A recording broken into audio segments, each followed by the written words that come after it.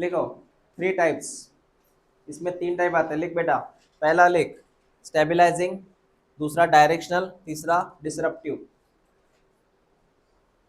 पहला स्टेबलाइजिंग, दूसरा डायरेक्शनल, तीसरा डिसरप्टिव।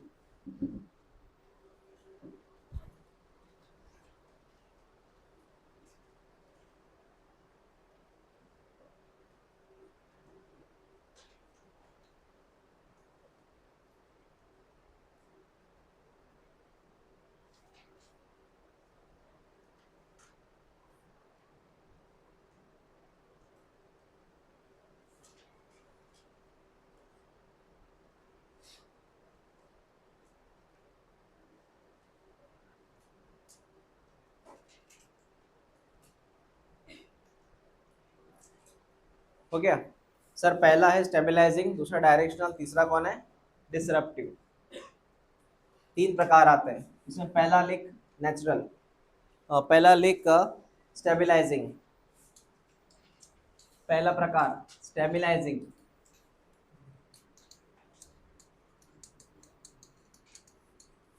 Stabilising, stabilising. स्टेबलाइजिंग का सेकंड नाम बेटा है नॉर्मल सिलेक्शन। चल मेरी बात सुन अभी। सर मेरी बात सुन रहे? ये जो आपको दिख रहा है 2 एक्सेस, ये टॉपिक में थोड़ा जल्दी रिकवर करूंगा, ध्यान देना, फोकस में हटाना। इधर क्या है? नंबर ऑफ इंडिविजुअल्स, मतलब नंबर ऑफ पर्सन। और इधर है फिनोटाइप, मतलब उसे कैरेक्टर। फिनोटाइप का मतलब है character. Skin colour phenotype, eyes colour phenotype, height phenotype, मतलब कैरेक्टर। तो सर नंबर ऑफ पर्सन, इसको आप नंबर ऑफ पर्सन लिख सकते हो। और ये है फिनोटाइप। इसमें आप एक बात करना, मैं ऐसे कर बनाता हूँ जिसको मैं लिखता हूँ बेटा ABC, ABC।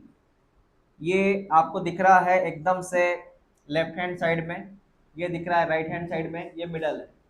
A on the left hand side, C on the right hand side, B middle में है। अब मैं आपको ये बताऊंगा कुदरत सिलेक्शन कैसे करती है। आप ये बात बताइए, मैं 2 एग्जांपल लूंगा हाइट और वेट का। आप ये बताना इंडिया में जितने बच्चे जन्म लेते हैं उनका एवरेज वेट कितना होता है? आपके सामने ऑप्शन है 2 kg, 3 kg, 4 kg। इंडिया में जितने बच्चे जन्म लेते हैं उनका एवरेज वेट कितना होता है? 2, 3 की 4? 3। मतलब सर ऐसा देखा गया है मैक्सिमम बच्चों का जो होता है वजन वो 3 होता है। एग्जैक्टली 3 नहीं होता, 3 पॉइंट समथिंग वगैरह वगैरह, समझ रहे हैं? इंडिया में जितनी गर्ल्स है उनका एवरेज हाइट कितना होता है? ना कम ना ज़्यादा, एक एवरेज हाइट कितना होता है? 5 और 5.5, मतलब 5 से लेके 5.5 के बीच में रहता है। होता है? होता कि नहीं होता? इसको नेचुरल सिलेक्शन बोलते हैं। चीन में आपको पता है लगभग हाइट सरी की रहती है उनकी। अमेरिकन लोगों की हाइट लगभग सरी की रहती है। अमेरिकन लोग टॉल रहते हैं, चाहे वो मेल हो या फीमेल हो। चाइनीज़ लोग हाइट से डॉर्फ रहते हैं, थोड़े कम स्ट्रेचर में रहते हैं, चाहे वो मेल हो या फीमेल हो, बराबर है? तो सर उनका रेशो फिक्स है क्योंकि उनका DNA फिक्स है, समझ रहे हैं? तो मेरा आपको बोलना वही है। अगर मैं यहाँ पे ABC की बात करूँ तो सर ABC की बात का मतलब है, अगर मैं यहाँ पे वजन की बात करूँ, हम वेट का एग्जांपल लेते हैं, तो ऐसा पाया गया सर कि इंडिया में सर ये अपेक्स ज़्यादा है। सर कौन सा बताता मैं? ये वाला अपेक्स। यहाँ पे तो ऐसे ग्राफ देखेगा, इसका मीनिंग जान ले। इसका मीनिंग ये है, इसको जैसे मैंने बोला था ये A है, ये B है और ये C है। ए वाले का वजन जो था वो 2 kg था, इसका 3 kg था, और इसका बेटा 4 kg था। तो इंडिया में कौन से लोग ज़्यादा वजन के, मतलब कौन से बेबी होते हैं जो ज़्यादा बर्थ लेते हैं, कौन से वजन में ज़्यादा बर्थ लेते हैं सर? 3 kg में। अगर 3 kg में लेते हैं, इसका मतलब इसका ग्राफ कैसा है? बड़ा ग्राफ है एज कंपेयर टू 2:1। आपको समझ में आया मैंने क्या लिखा इधर? इस ग्राफ को थोड़ा हम ऐसा ड्रॉ करेंगे।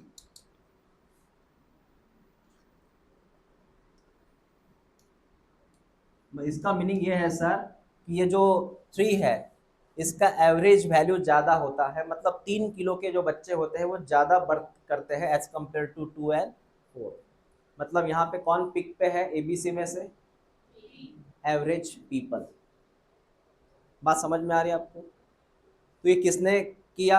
जानबूझ के इंजेक्शन करके किया क्या? नहीं सर, वो अपने आप हुआ, वो नेचुरल हुआ। इसलिए मेरा नाम, इसका नाम क्या था? Stabilising.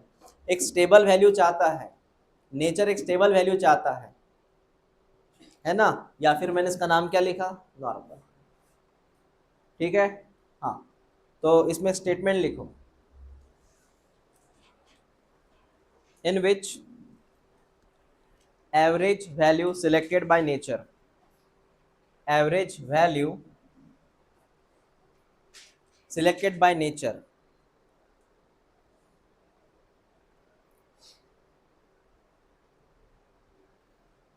average value selected by nature. Example, baby weight, baby birth weight, baby birth weight। उसकी एक ही डायग्राम बनाना। सर कौन सी डायग्राम? ये बनाओ बेटा।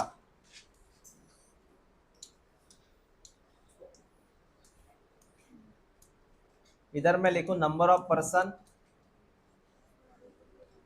नंबर ऑफ पर्सन, और इधर लिखूं बेटा फिनोटाइप, और इसकी डायग्राम ऐसे बनेगी।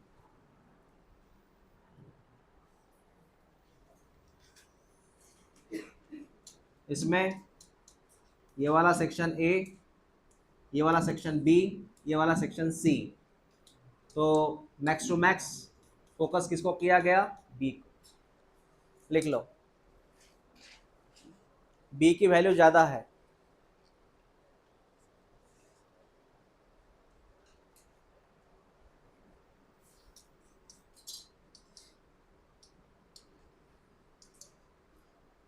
ये 2 kg, ये 3 kg, और ये 4 kg।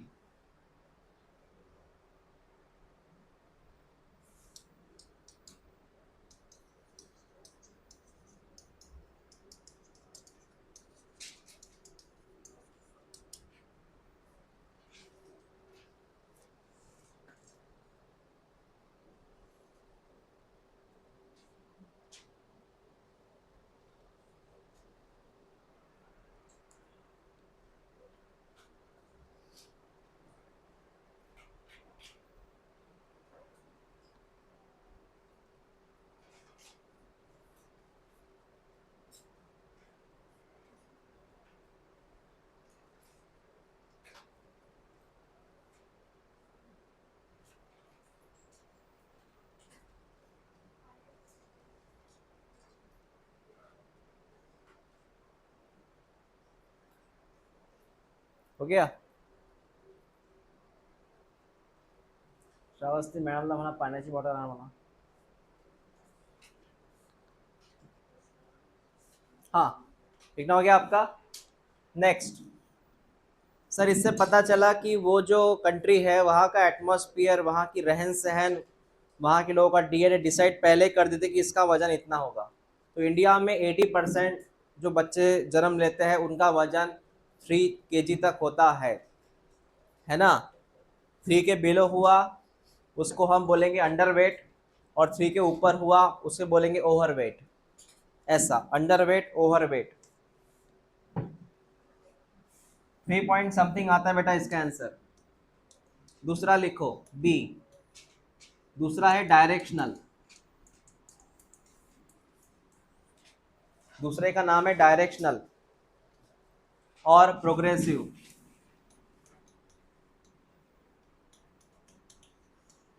सिलेक्शन,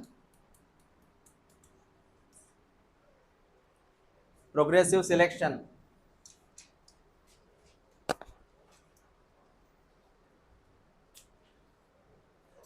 हाँ, डायग्राम सिंपल सी है, कोई प्रॉब्लम नहीं है। आपको ये चीज़ क्लियर हो गई कि मुझे क्या ड्रॉ करना है।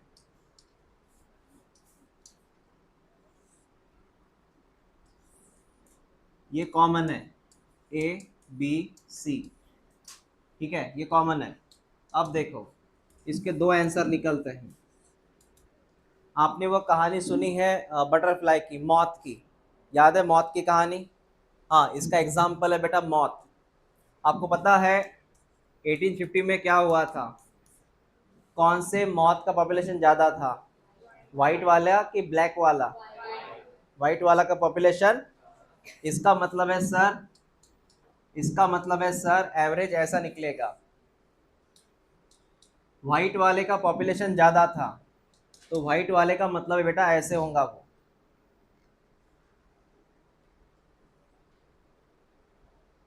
मतलब वन डायरेक्शन। यहाँ कौन जीता सर? यहाँ बेटा ये जीत गया ए, ये बी और ये सी। मतलब बी और सी नॉर्मल है कि कौन बढ़ गया? ए। सर ए कौन है? ए का मतलब बेटा व्हाइट मौत, ए का मतलब होता है व्हाइट मौत, ये ज़्यादा है सर। बाकी जो है सर बी और सी, हमें बी से कोई लेन देन नहीं, हमें सी से लेन देन है। सी मतलब वो ब्लैक वाला, सी माने वो कम है सर, बराबर है। पता है ना ये, वो पेड़ था, लाइकेन आया था, वाइट कलर बटरफ्लाई आया था, एक पंछी आया था, लेकिन 1850 में ये हुआ। लेकिन परिस्थिति चेंज हुई, मैटर चेंज हुआ, हालात बदल गए। जैसे हालात बदल गए वहां पे इंडस्ट्री आ गई, जैसे वहां पे इंडस्ट्री आ गई, मतलब मैं बात कर रहा हूं बेटा 1930 की। जैसे वहां पे इंडस्ट्री आ गई, हालात बदल गए, हालात बदलने के बाद ये पूरा सिस्टम शिफ्ट हुआ, शिफ्ट हुआ। शिफ्ट का मतलब ऐसे होगा सर, फिर ये शिफ्ट का मतलब ऐसे होगा सर। अब देखा जाए तो ए वाला कम है, बी वाला तो है ही नहीं, और जो सी वाला है वो बढ़ गया सर, वो बढ़ गया सर। अब बताओ ये सी में कौन था? सी में आता है बेटा ब्लैक मॉथ। कौन सा? मतलब 1930 में व्हाइट का पॉपुलेशन कम हुआ, किसका पॉपुलेशन बढ़ गया? ब्लैक मॉथ का पॉपुलेशन बढ़ गया। आपको नहीं लगता कि ये जो है आप देख रहे हो, ये कुछ शिफ्टिंग की तरह है? मतलब पहले ये एरो इधर शिफ्ट हुआ, बाद में एरो उधर शिफ्ट हुआ, ऐसे हुआ ना ये। एक तो कौन सा मॉथ बढ़ेगा, व्हाइट या फिर कौन सा बढ़ेगा? दोनों रहेंगे क्या? एक तो व्हाइट या फिर ब्लैक। इसका मतलब है डायरेक्शनल हुआ। ये क्या हुआ? जैसे कि पहले सर इसके दिन अच्छे चालू थे, बदल गए इसके दिन, अब उसके दिन अच्छे आ गए सर, अच्छे दिन आ गए उसके, ब्लैक मॉथ। मतलब ये डायरेक्शन है सर, एक तो ये या फिर वो, और में है। समझा बेटा? क्लियर हुआ? हाँ, लिखो एक स्टेटमेंट इसमें।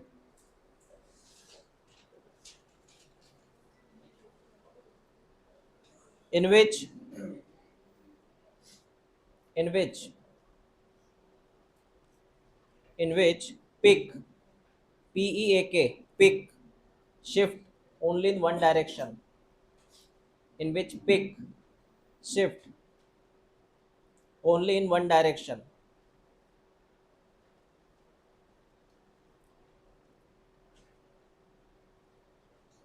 एग्जाम्पल इंडस्ट्रियल मेलानिज्म, मतलब वही मौत वाला example. Industrial melanism, industrial melanism.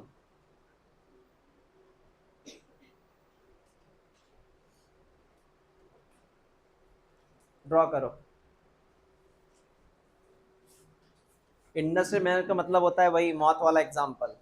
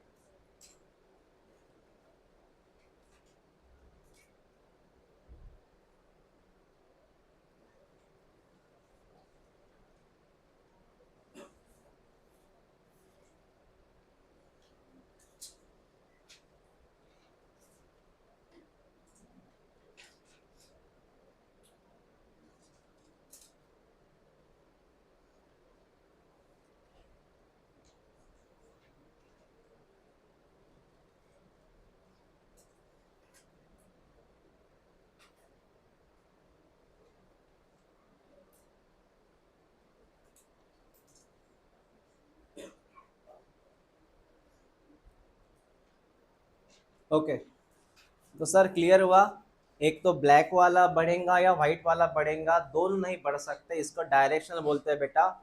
हाँ, क्लियर हो चुका है। एग्जाम्पल है इंडस्ट्रियल मेलेनिज्म। ओके, तीसरा लिखो, डिसरप्टिव।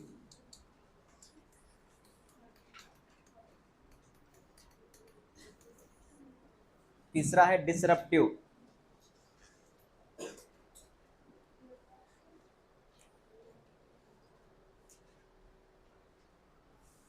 इसमें क्या होगा सर? इसमें सुनो मेरी बात, इसमें क्या होता है, इसमें डायग्राम ऐसे आएंगी। सुनो मेरी बात, अगर ये नॉर्मल है ऐसा, अगर ये नॉर्मल है ऐसा with this one A B C, तो इसका ग्राफ ऐसा बनेगा बेटा। वैल्यू क्या आएंगी सर इसकी? ये वैल्यू ऐसी आती है इसकी।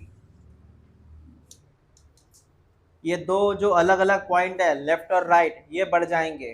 दो अलग, एवरेज नहीं बढ़ेगा, मिडिल वाला नहीं बढ़ेगा, ये दो एवरेज जो है वो बढ़ जाएंगे। सर कैसे, समझाते हैं। इसका मतलब ये हुआ सर, इसमें वैल्यू बढ़ गई सर ए की और सी की, बी की वैल्यू नहीं बढ़ी। मतलब यहाँ पे सर जो एक्सट्रीम कंडीशन है, कौन सी कंडीशन? एक्सट्रीम, एक तो इधर का, पूरा इधर का या पूरा उधर का, यहाँ दोनों चीज बढ़ेगी, दोनों एक्सट्रीम कंडीशन बढ़ जाएंगी। ये वाला भी बढ़ेगा, ये वाला भी, ये नहीं बढ़ेगा। इसको बोलते हैं बेटा डिसरप्टिव। ये जो आपको दिख रहा है, ये टू पिक, ये two peak values at extreme condition. 1 minute, two peak extreme value.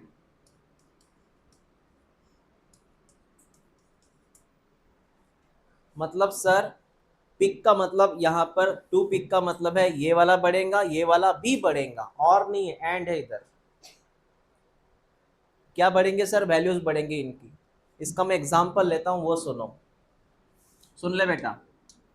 एक कहानी सुन, क्या है सर, यहाँ पर कीड़े हैं, कीड़े, इंसेक्ट, इंसेक्ट है सर। ये वाला जो है ये वाइट इंसेक्ट है, एग्जाम्पल ले रहा हूँ।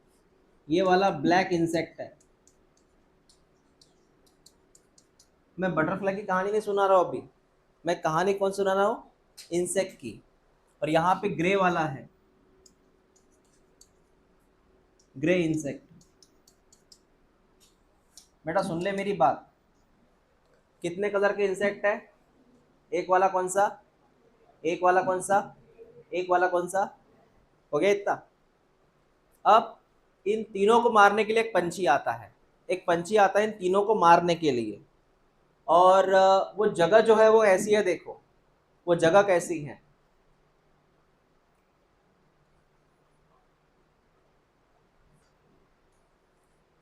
उस जगह पे ऐसी तीन लोकेशंस है।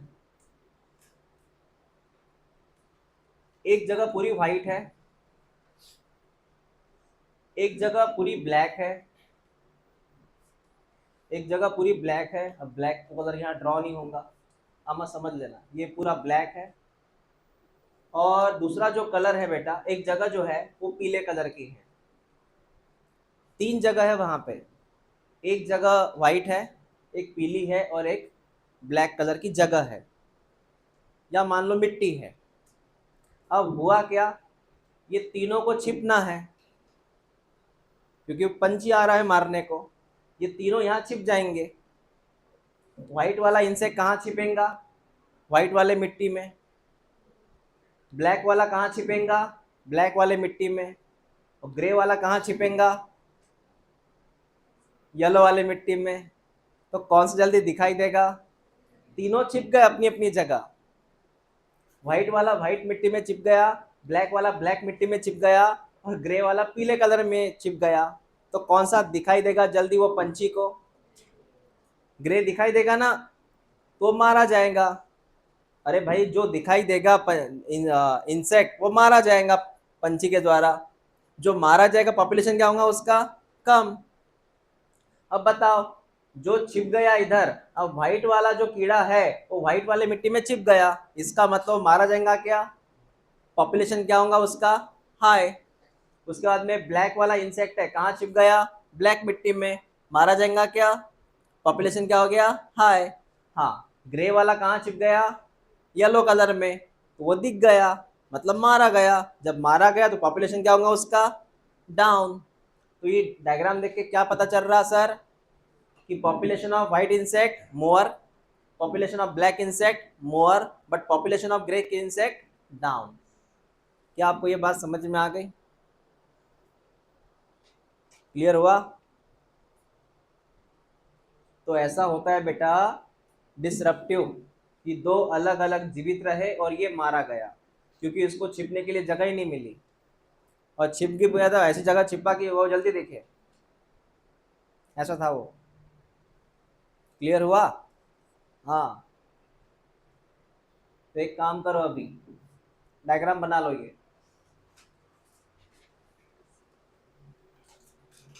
इसमें हम लिखेंगे ब्लैक इंसेक्ट ज़्यादा है, सॉरी व्हाइट इंसेक्ट ज़्यादा है, ब्लैक इंसेक्ट भी ज़्यादा है, और ग्रे इंसेक्ट जो है वो कम है।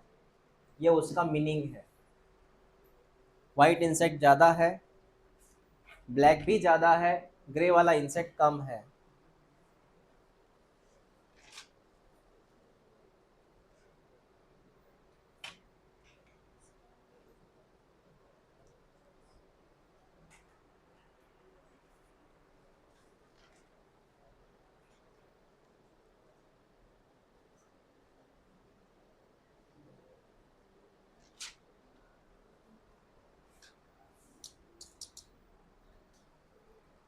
टू पिक एक्सट्रीम वैल्यू,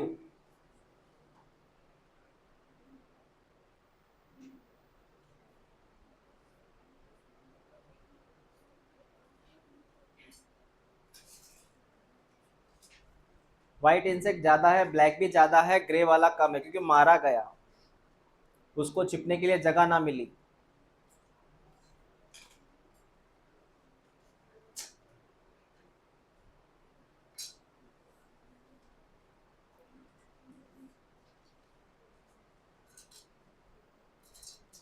बचपन में आपने खेल खेला होगा चोर पुलिस, हाइड एंड सीक, वो किसी को जगह नहीं मिलती छिपने को, वो जल्दी पकड़ा जाता फिर।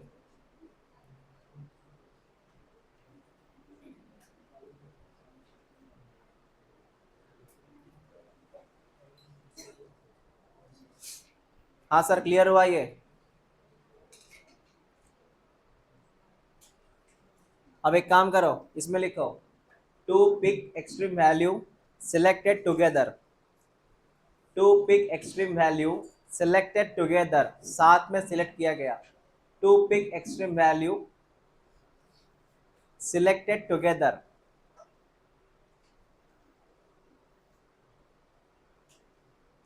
To peak selected extreme value selected together, clear हुआ, समझ में आया है ना। हाँ, डायग्राम बन गई सबकी है। मैं 3 डायग्राम बनाऊंगा, बताना मैं क्या ड्रॉ करने जा रहा था।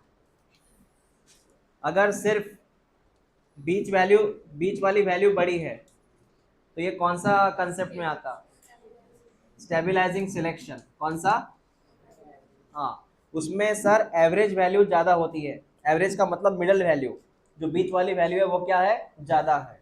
दूसरी कंडीशंस सुन ले बेटा, एक तो सर इसका मीनिंग सुन ले अभी, एकदम से मत बोलना, सुन ले। एक तो सर, एक को बोला मैं ना, एक तो सर ये रहेगा और ये रहेगा, ये या ये, और डायरेक्शनल, क्या बोला, only one peak selected here, only one peak selected here, ठीक है।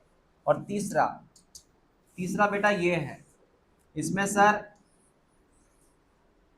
एंड कंडीशन आती सर, इसमें एंड कंडीशन है सर, ए भी है, बी भी है, सी है, इसमें ए और बी टुगेदर है सर। तो बोलो ये काय में आता? डिसरप्टिव। काय में आता? डिसरप्टिव। क्लियर हुआ? ऐसा कभी होता तो नहीं है। एग्जाम्पल लेते हैं, एक मिथ वाला एग्जाम्पल है, मतलब प्रैक्टिकली होता नहीं है। इंडिया में अगर दो तरह के बच्चों को जन्म हुआ, दो ही तरह के बच्चे जन्म रहे इंडिया में, एक जिनका वजन 2 किलो का है, या एक जिनका वजन 4 किलो का है। एग्जाम्पल याद है? मैंने ये एग्जाम्पल काय को लिया था? ये 3 kg का एग्जाम्पल लिया था, याद है ना? हाँ। यहाँ मैं क्या बोल सकता हूँ, एक तो इंडिया में कैसे बच्चे जन्मेंगे जिनका बर्थ कितना होगा, वजन कितना होगा, या फिर जिनका वजन कितना होगा, ऐसा दो तरफा। ये होता नहीं है, मैं ऐसे एग्जाम्पल लिया। फिर होता क्या है सर? जो मैंने आपको बताया था वो कीड़ों के बारे में, वो होता है। पता है बायोलॉजी में एक स्टेटमेंट है, अगर आप उस कलर से मैच किए ना, कर गए, तो आप मारे नहीं जाते। उसको बोलते हैं कैमोफ्लेज। जैसे मेंढक करता है, गिरगिट करता है। अपने मिलिट्री का यूनिफॉर्म क्या है? लगभग वही है, फॉरेस्ट वाला, ताकि वो उससे पेड़ पौधों से मैच कर जाए, ऐसा। उसको बायोलॉजी में बोलते हैं कैमोफ्लेज। हो गया सर? इस कंसेप्ट हो गया क्लियर? अभी आते हैं मुद्दे पे। पहले आप एक काम करो, वो डायग्राम देख लो, एनसीईआरटी वाली लाल कलर में डायग्राम है एक। पहला वो रेफरेंस है, वो फर्स्ट डायग्राम रेफरेंस है, उसमें 3 एरो है। जो फर्स्ट डायग्राम है सिंगल, वो रेफरेंस है, उससे फिर 3 एरो बने। फर्स्ट डायग्राम का नाम है ए वाला नेचुरल, कौन सा है वो अपना? स्टेबिलाईजिंग। बी वाला डायरेक्शनल, लिखा ना, एरो दिया है उधर। और सी वाला डिसरप्टिव। ऐसे 3 डायग्राम है। ओके, याद रखना उसे। नाउ अब आते इक्वेशन पे। इक्वेशन सुनो मेरी बात, इक्वेशन पे आते। सर प्रिंसिपल का नाम था हार्डी वेनबर्ग प्रिंसिपल। क्या था? अब प्रिंसिपल सुनिएगा।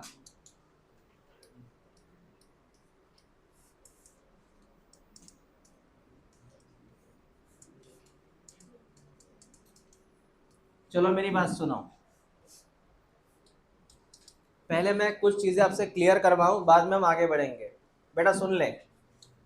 सर ये क्रोमोसोम है, बेटा सुन ले, ये क्रोमोसोम है, और ये क्रोमोसोम पेयर में है। पेयर वाले क्रोमोसोम को बोलते हैं अपन होमोलोगस क्रोमोसोम। कौन से chromosome? The chromosome present in pair is called as homologous chromosomes. इनकी यहाँ पे एक लोकेशन है, ये वाली लोकेशन, ये वाली लोकेशन।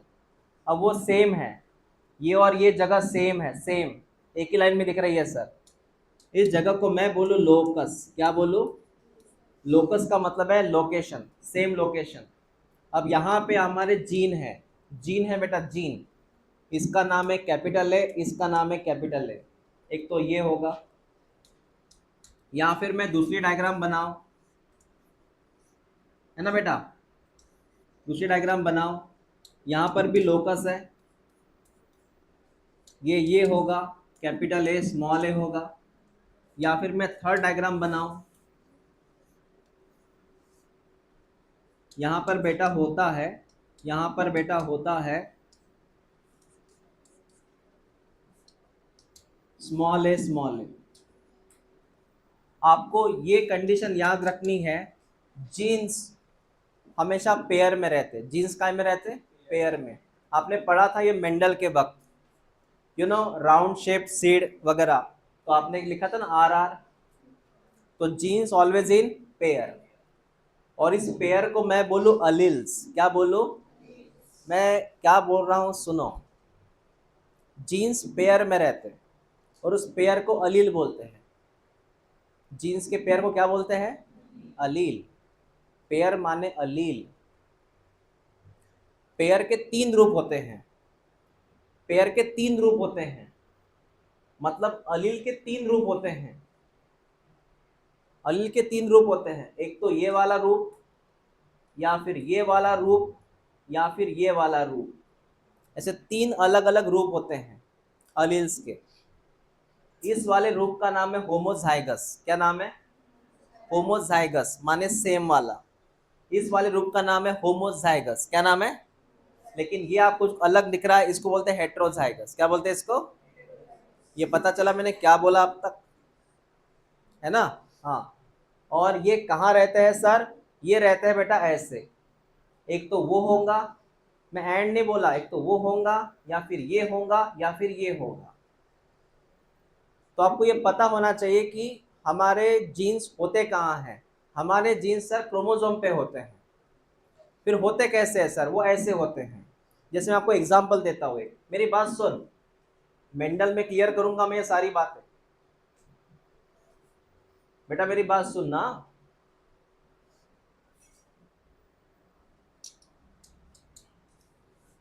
सुन, एक पर्सन है जो टॉल है, एक पर्सन है जो टॉल है।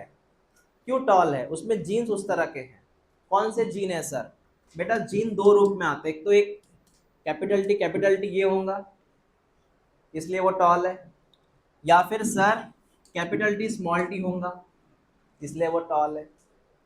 समझ रहे? कोई पर्सन डॉर्फ है, डॉर्फ, सर वो डॉर्फ क्यों है? उसमें सर दोनों टी कैसे है बेटा? स्मॉल है। आपने ये पढ़ा था कि बेसिक मेंडल के वक्त, 10th में। कोई पर्सन टॉल है, टॉल क्यों है सर? क्योंकि उसमें कौन से जीन आते हैं? हाँ। अगर ऐसा रहा तो भी टॉल है, क्योंकि सर क्यों टॉल है? क्योंकि कैपिटल टी जो है वो डोमिनेंट है। कैपिटल टी क्या है? वो सर डॉर्फ क्यों है? इसकी वजह से डॉर्फ है। इसको मैं बोलूंगा, स्मॉल टी का मतलब है recessive. What is small T? What is capital T? Dominant. ये शब्द पता है, डोमिनेंट और रिसेसिव। सर हमें इससे क्या पढ़ना है? बेटा हमें इससे पढ़ना है अलील्स का मतलब क्या होता है, जीन्स का मतलब क्या होता है, कहाँ पे रहते हैं। तो एक बार आपको पता चला जीन्स कहाँ रहते हैं सर? क्रोमोसोम में रहते हैं। ठीक है। और मैं सेम कैरेक्टर वाले जीन्स की बात, जैसे मैं बात कर रहा हूँ हाइट, हाइट के जीन्स कहाँ रहते हैं सर? सेम रहते हैं। सिर्फ इतनी बात याद रखना, एक क्रोमोसोम पे एक जीन रहेगा, दूसरे पे दूसरा जीन रहेगा। ये कभी नहीं होगा कि एक ही क्रोमोसोम पे दो जीन्स है। मेरा समझाने का मीनिंग ही वो है, ऐसा नहीं होता। सुन ले मेरी बात, सर ये सिंगल क्रोमोसोम है, उस पे है ना सर कैपिटल टी भी है और स्मॉल टी भी है, ऐसा नहीं होता कभी, ऐसा होता है। या फिर मैं ऐसे ड्रॉ करूं, ये गलत बात है। हमेशा कैसे ड्रॉ करेंगे जीन्स को?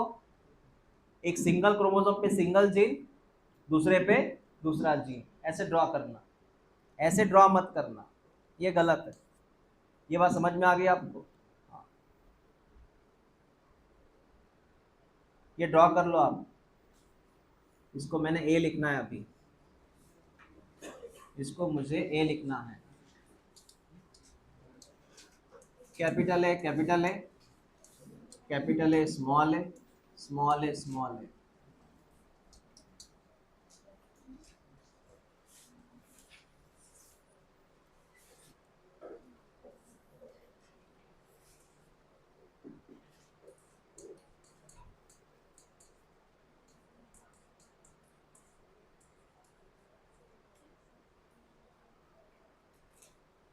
अलील क्या है? Alternative form of jeans.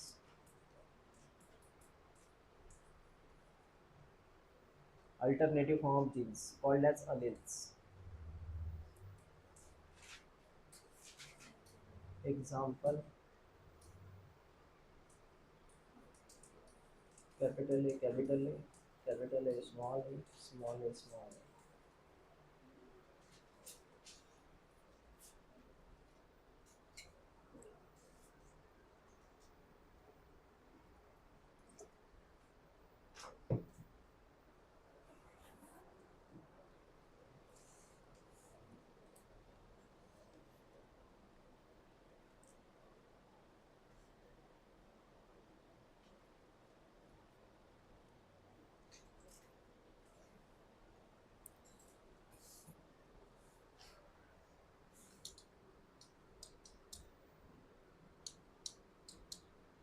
इसमें से इसको बोलना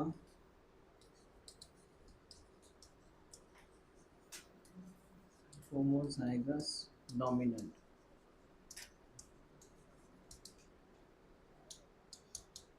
और इसको बोलना होमोजाइगस रिसेसिव।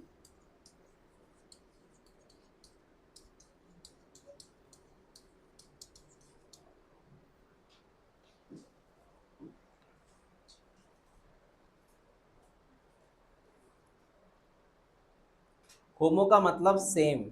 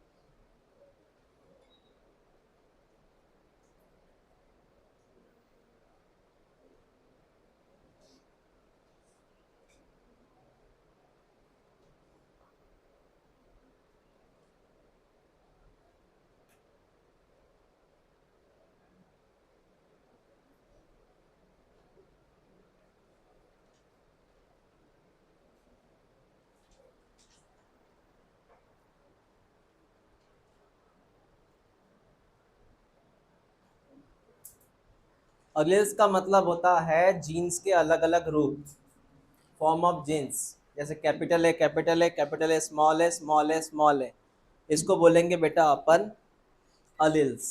ये अलील है क्योंकि ये जीन्स के अलग अलग रूप है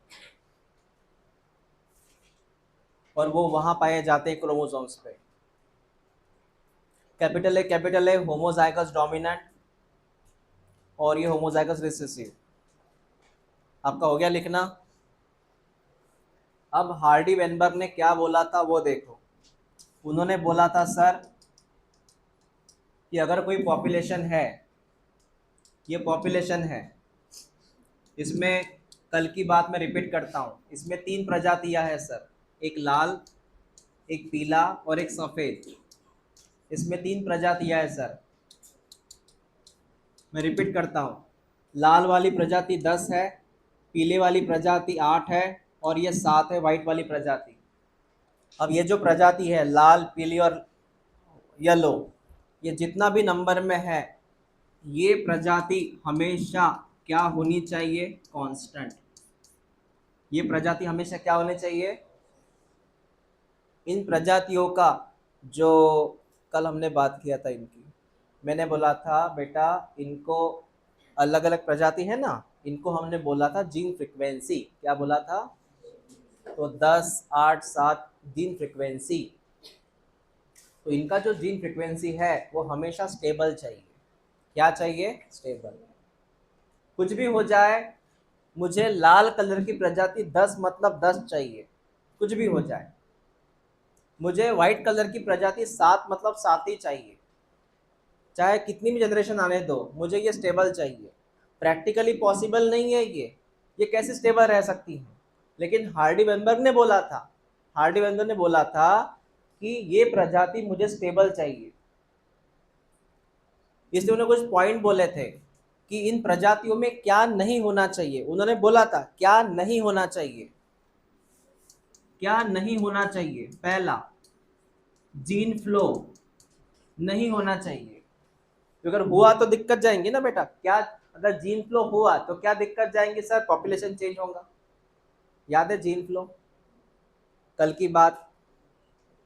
दूसरा बेटा क्या नहीं होना चाहिए? Genetic drift. क्या नहीं होना चाहिए? होना नहीं चाहिए। तीसरी बात क्या नहीं होना चाहिए? म्यूटेशन। चौथी बात जेनेटिक रिकॉम्बिनेशन नहीं होना चाहिए। और पांचवी बात, नेचुरल सिलेक्शन नहीं होना चाहिए। ये 5 बातें नहीं होनी चाहिए, तब जाके ये पॉपुलेशन क्या रहेगा, स्टेबल। एक बात माइंड में फिक्स कर लो, क्या बोला था हार्डी वेनबर्ग ने, ये पॉपुलेशन अगर स्टेबल चाहिए तो क्या नहीं होना चाहिए। पहला,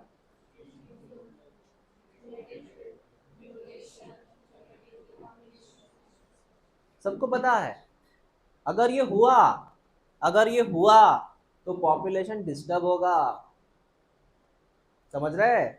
और हार्डी वेनबर्ग को किसी भी हाल में क्या चाहिए कि पॉपुलेशन क्या होना चाहिए, कांस्टेंट। कांस्टेंट का मतलब है is equal to 1, that is constant. तो आपको एक पहली थीम पता चली कि हार्डी वेनबर्ग के मन में क्या था। उनके मन में इतना ही था, उनके मन में कि उनका जो पॉपुलेशन का ये जो कैलकुलेशन है ये स्टेबल चाहिए उनको, ठीक है। अब हम उन्हीं का इक्वेशन की बात करेंगे, equation, equation of Hardy Weinberg principle. देखो इक्वेशन कैसे उन्होंने फॉर्म किया। जैसे बेटा उन्होंने क्या बोला, बताओ ये कैपिटल ए जो मैंने लिया था, कैपिटल ए को उन्होंने पी बोला, कैपिटल ए का उन्होंने क्या बोला, पी बोल दिया। और बेटा स्मॉल ए को उन्होंने क्यू बोला। ऐसे ये पहले वर्ड्स याद रखो, लेटर याद रखो। कैपिटल ए को उन्होंने क्या बोला, पी, और स्मॉल ए को क्या बोला, क्यू। आपको ये पता है, पहले मुझे ये बताओ, कैपिटल ए डोमिनेंट है कि रिसेसिव है, मतलब उसके हिसाब से पी क्या हुआ, अरे डोमिनेंट। अरे कैपिटल ए कौन है, कैपिटल ए डोमिनेंट, और कैपिटल ए को मैंने दूसरी भाषा में क्या बोला, तो पी कौन हुआ। स्मॉल ए का मीनिंग क्या बोला, क्यू, क्यू कौन है, रिसेसिव। आपको ये बात पता चली इतनी। अब हार्डी वेनबर्ग ने इक्वेशन कैसे बनाया वो देखो। उन्होंने एक टेबल खींचा, उन्होंने एक टेबल, इसको पुनेट स्क्वायर बोलते हैं, चेकर बोर्ड है ये। एक तरफ उन्होंने लिखा कैपिटल ए, एक तरफ लिखा स्मॉल ए, एक तरफ लिखा कैपिटल ए, एक तरफ क्या लिखा, स्मॉल ए। ये आपने किया था मेंडल के वक्त, पी प्लांट के वक्त। तो सर यहाँ पे क्या आएगा बता, इधर से कैपिटल ए, इधर से कैपिटल ए, बता इधर से कैपिटल ए, इधर से स्मॉल ए, ये पता चला था, इधर से स्मॉल ए।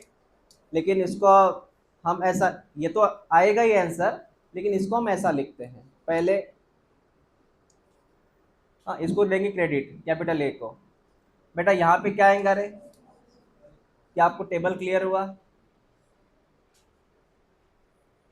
पीछे बैठे हैं वो टेबल क्लियर हुआ क्या, हाँ बोलो, हाँ वेरी गुड, तुम कुछ बोलते ही नहीं हो। अब बताओ मुझे कैपिटल ए का मीनिंग क्या है, तो यहाँ पे आएगा सर पी स्क्वायर, क्या मैंने सही लिखा, पी स्क्वायर। स्मॉल ए का मीनिंग क्या है, तो क्यू स्क्वायर, यहाँ पे क्या आएगा, पी क्यू, यहाँ पे पी क्यू। तो पूरा इक्वेशन क्या बनेगा, पूरा इक्वेशन बनेगा बेटा p square plus twice p q plus q square is equal to, Hardy Weinberg बोला था इज इक्वल टू 1। 1 का मीनिंग होता है ये जो पॉपुलेशन की फ्रीक्वेंसी है, इसको फ्रीक्वेंसी बोलते हैं। ये जो पॉपुलेशन की फ्रीक्वेंसी है, पी फ्रीक्वेंसी हुआ, क्यू फ्रीक्वेंसी हुआ, ये कौन है, पॉपुलेशन की फ्रीक्वेंसी। ये शुड भी क्या चाहिए, 1, मतलब पॉपुलेशन कांस्टेंट, ये पॉपुलेशन है बेटा। और सर उसके अंदर है कि ये कौन है, ये लोग है उसके पॉपुलेशन के लोग, जैसे कि ये लाल प्रजाति, ये पीली प्रजाति, ये वाइट प्रजाति, मैंने बोला था ना अभी, रिपीट कर, ये लाल प्रजाति, ये पीली प्रजाति, ये वाइट प्रजाति, ये प्रजाति का नंबर हमेशा क्या होना चाहिए, कांस्टेंट, मतलब इज इक्वल टू 1। ये है उनका इक्वेशन। और इसको अगर मैं ब्रैकेट के फॉर्म में ड्रॉ करूं तो ऐसा होगा, p प्लस क्यू ब्रैकेट में पूरा क्या आएगा, whole square is equal to 1। क्या इसका इक्वेशन से मैच होता है कुछ, मैथ्स वालों बताओ। लिख लो इसे, होल ब्रैकेट स्क्वायर आएगा उधर,